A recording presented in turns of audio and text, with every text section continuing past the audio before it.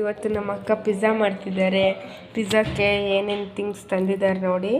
ಇದು ಅಣಬೆ, ಇದು ಪಿಜ್ಜಾ ಬೇಸು, ಇದು ಚೀಸು, ಇದು ಪಿಜ್ಜಾಗೆ ಹಾಕೋ ಸಾಸು.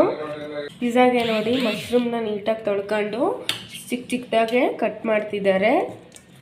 ಇವಾಗ ಪಿಜ್ಜಾ ಬೇಸ್ ಮೇಲೆ ಸಾಸ್ ಹಾಕೊಂಡು ನೀಟಾಗಿ ರೌಂಡಕ್ಕೆ ಹಚ್ಕೊತಿದ್ದೀವಿ.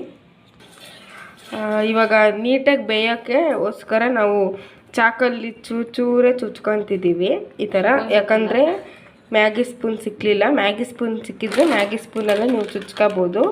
ನಾವು ಇವಾಗ ಮ್ಯಾಗಿ ಸ್ಪೂನ್ ಸಿಕ್ಕಲಿಲ್ಲ ಅಂತ ಚೂಪಾದ ಚಾಕಲ್ಲಿ ಚುಚ್ಕೊತಿದ್ದೀವಿ.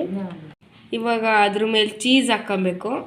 ಸ್ವಲ್ಪನೇ ಏನಕ್ಕೆ ಹಾಕ್ಕೊಂಡು ಹೋಗ್ಬೇಕು. ಇವಾಗ ನಾವು ಚೀಸ್ ಹಾಕಾಯಿತು. ಇವಾಗ ನಾವು ಮಶ್ರೂಮ್ ಇಡ್ತಿದ್ದೀವಿ. ನೀವು ಮಶ್ರೂಮ್ ಆದರೂ ಮಾಡ್ಕೋಬೋದು, ಚಿಕನ್ದಾದರೂ ಮಾಡ್ಕೋಬೋದು, ವೆಜ್ದಾದರೂ ಮಾಡ್ಕೋಬೋದು, ಯಾವುದಾದ್ರೂ ಮಾಡ್ಕೋಬೋದು. ನೋಡಿ ಫ್ರೆಂಡ್ಸ್, ಫೈನಲಾಗಿ ಪಿಜ್ಜಾ ಆಗಿದೆ. ಇವಾಗ ಓವನಲ್ಲಿಟ್ಟು ಸ್ವಲ್ಪ ಬಿಸಿ ಮಾಡಬೇಕು. ನೋಡಿ ಪಿಜ್ಜಾ ಓವನ್ ಒಳಗೆ ಇಟ್ಟಿದ್ದೀವಿ. CH4 ಪಿಜ್ಜಾ ಆದಾಗ ಸೌಂಡ್ ಬರುತ್ತೆ, ಆವಾಗ ತೆಗೆದು ನೋಡಿದರೆ ಚೆನ್ನಾಗಿರುತ್ತೆ. ಸೊ ಗಾಯ್ಸ್, ಇವತ್ತು ಪಿಜ್ಜಾ ರೆಡಿ ಆಗಿದೆ. ಇವಾಗ ಏನಿದ್ರು ತಿನ್ನೋದೆ. ಇವತ್ತಿನ ವ್ಲಾಗ್ ಇಷ್ಟೇ. ಬಾಯ್.